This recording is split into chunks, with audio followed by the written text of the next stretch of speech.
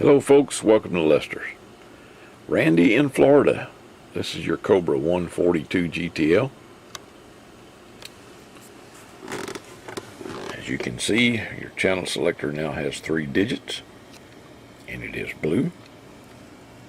Right there is your LC5304 NX5.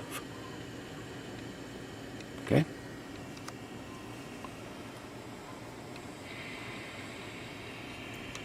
I went through and recapped the radio.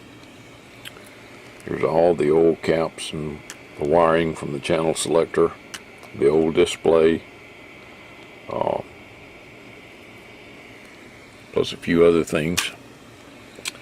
Here is your 10-turn clarifier. Okay. I've also added a frequency counter jack on the back of the radio, where you can plug an LC347 into it, or LC390. I think I'll show you the slide right now. Let's go up to channel 40. Okay, on channel 40, right now we're at center. I'm going to slide down.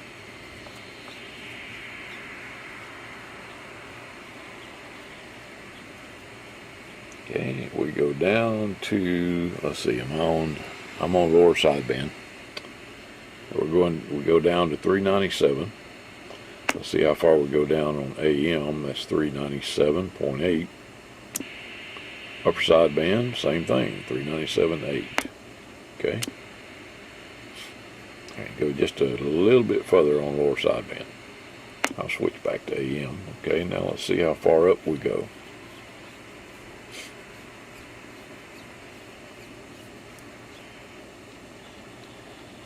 There's center. This is 5 up right here. We go 7 up. So 7 up and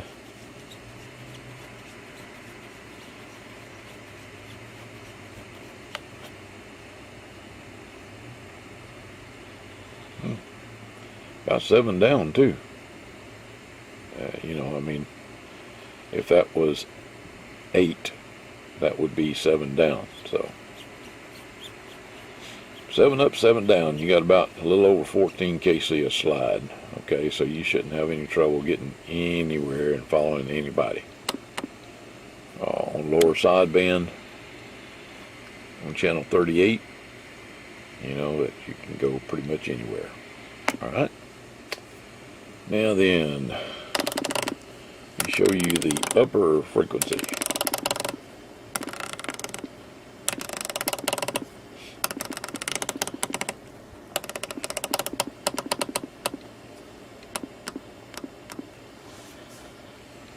Right there, that's your highest frequency right there.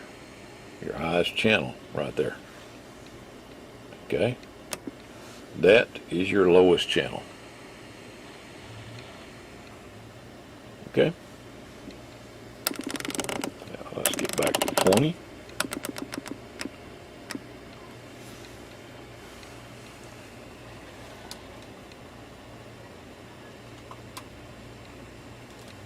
All right. On channel 20, let me put a tone, or actually a receive signal in here.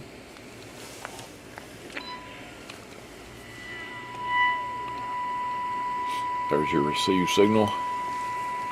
It's a little hot. Turn it down a little bit. You can see that's just a touch over S9. Alright. And I did take this meter apart, clean it up, and get it working again. It was dead. Okay. Let me reduce the signal by switching away from it. You can see we're still picking up the signal, and its signal has been disconnected inside of that thing. Okay.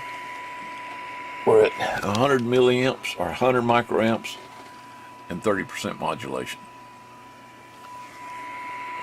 with the switch in the external position. So I switch back to internal and it puts it through to this guy here through this connector, and we get the S9 out here. Okay. With a switch to external, it drops the signal way down, but the radio can still hear it.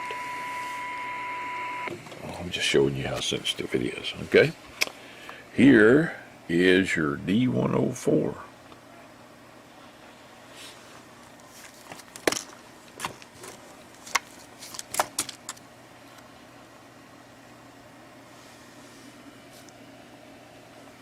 It's a really nice one.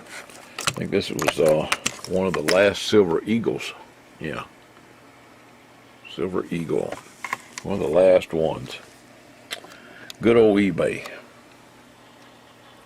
But it's all wired up, hooked up to the radio. Now remember, you won't hear anything through the speaker unless the microphone is plugged up. Okay. And hang on a second, let me get set up and I'll show you some power.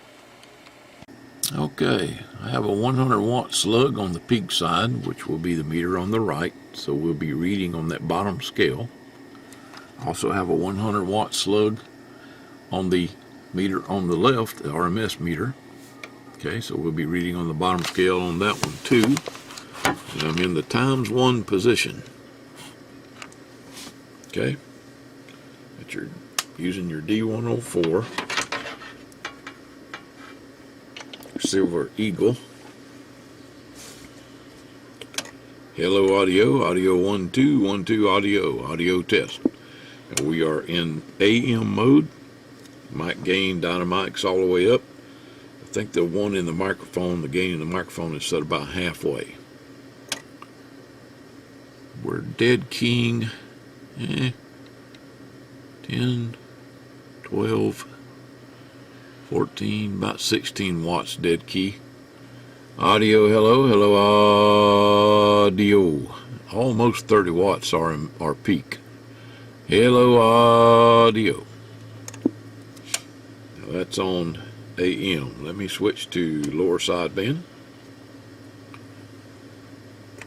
Hello audio. About 20 watts RMS. And a little bit over 30, about 32 audio, about 32 watts peak. Okay, that's on sideband, that's on lower sideband. Switch to upper side. Hello audio, audio 1 2 3 4 5 5 4 3 2 1. Okay. I've got to do the 24-hour burn-in on it. I just finished the radio, wanted to show you the results. There it is. I added the white LEDs to the meters. That really helps these meters out. And like I said, there's your 10-turn clarifier. Now that knob is drilled out to 1/4 inch, and I got just a tiny little bit of glue on there, okay, to hold it, to make it stick to the shaft. Another feature that I hadn't shown you yet is this little knob right here. This little switch. You notice it says that it's in the PA position. Well, how's the CB working in the PA position? Because I rewired this switch. What this switch does is work your squelch scan. With it in the CB position, the radio starts scanning. Now what you need to do is set your squelch to where it just cuts out the background noise. Okay, and there she goes. Now when it hears a signal, I'm going to give it something to listen to. I'll put that on channel 20. So when we get back around to channel 20, it should stop. But now it's going to take a little while to get there, which I'm going to speed that up before I give it to you. I just haven't had a chance to update this one. I had a lot of folks ask that I speed up the scan. I did it like this so it would mimic the old scanners.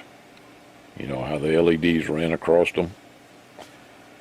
But yeah, I can definitely see the need with this many channels to speed up the scan, because it takes it a while to make it all the way back around. The only drawback is if we speed it up too fast, then what's going to happen is that it will skip over some of the weaker signals, because it's scanning so fast it can't catch them in time, and it has to have time for the squelch to open and signal the microprocessor that the squelch is open, and to stop the scan, which it will do that. Okay, and that ticking sound that you hear that sounds like a clock is this thing reaching the end of the VCO locking. It's taking it a little bit longer to lock way up there. Now let's watch it. Watch for right now we're below channel 1. Now we just hit channel 1.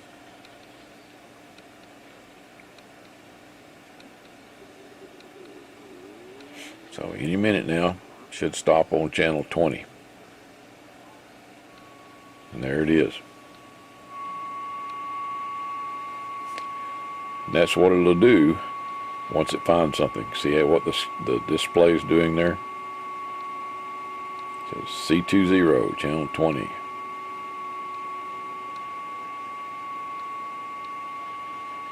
That way you know you're in the scan mode and not in regular CB mode. See, if I didn't make the display do that and it stopped on there, you might think you're in regular channel mode. Okay? Now, if it stops on something you don't want to listen to, just click the channel selector in the direction of the scan, and it'll start scanning again.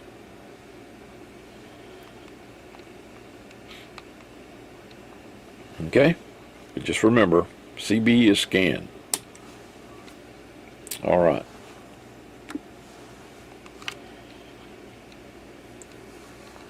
Well, Randy, that just about does it, buddy.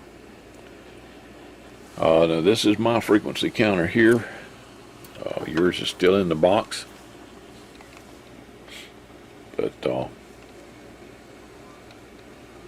you'll get all of that at one time. Like I said, it's still got to go through the 24-hour burn-in. Cobra was the only one that did the wood grain cabinet, and they held up better than what the black cabinets did, like came on the Washington, and I think this looks better. Yeah, I know it's metal and it's just got something overlaying it, but I like wood. Wood is pretty to me, and this mimics wood. So, alright. Randy, I sure hope you enjoy your radio. It was my pleasure to set it up for you. 7-3, everybody. Hey, folks. Okay, I've had several of you ask me how I get so much slide out of these radios. Because the 142, the Washington, even the Grant, the Grant and the Madison won't slide as much as a 2000 or 148. And it's a simple trick, really. If you look right down in there, you'll see where CT3 used to be. That's it, folks. You remove CT3. CT3 limits the slide. Okay? So you want to remove him. Now, you may have to fiddle with the variactor.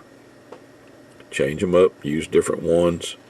This particular one has a MV1404,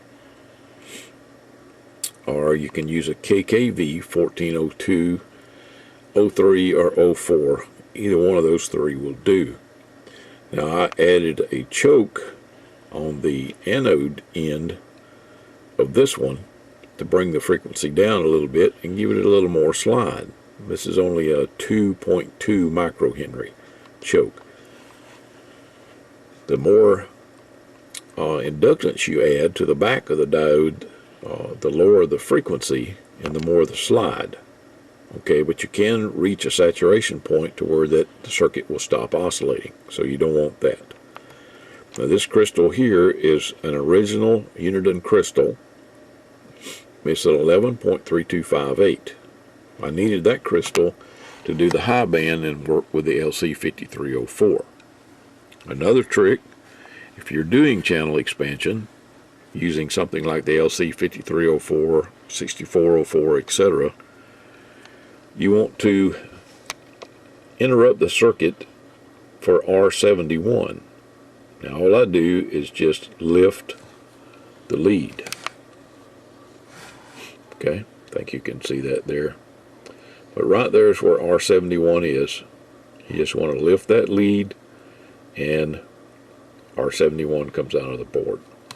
Now, the same procedure that I use for the Cobra 148 to change the finals to MOSFETs will work for the 142 and the Cobra 140. I don't recommend it if your bipolar transistors are in good condition. I would not change to MOSFET. In fact, replacements for the 2166 and the 1969 are readily available now from companies like EKL, and they work really well. Okay. In fact, the 2166 actually performs a little better than the original 2166. So I recommend you don't switch to MOSFET unless you just absolutely have to. Okay? Those old bipolar transistors have been around for many years, and they will continue to be around. All right. And for the 10 turn, use a high grade 10 turn, and the ones I use are 20k ohm. Okay, the extra resistance will give you a little more slide as well. Okay folks, thanks a lot. 7-3.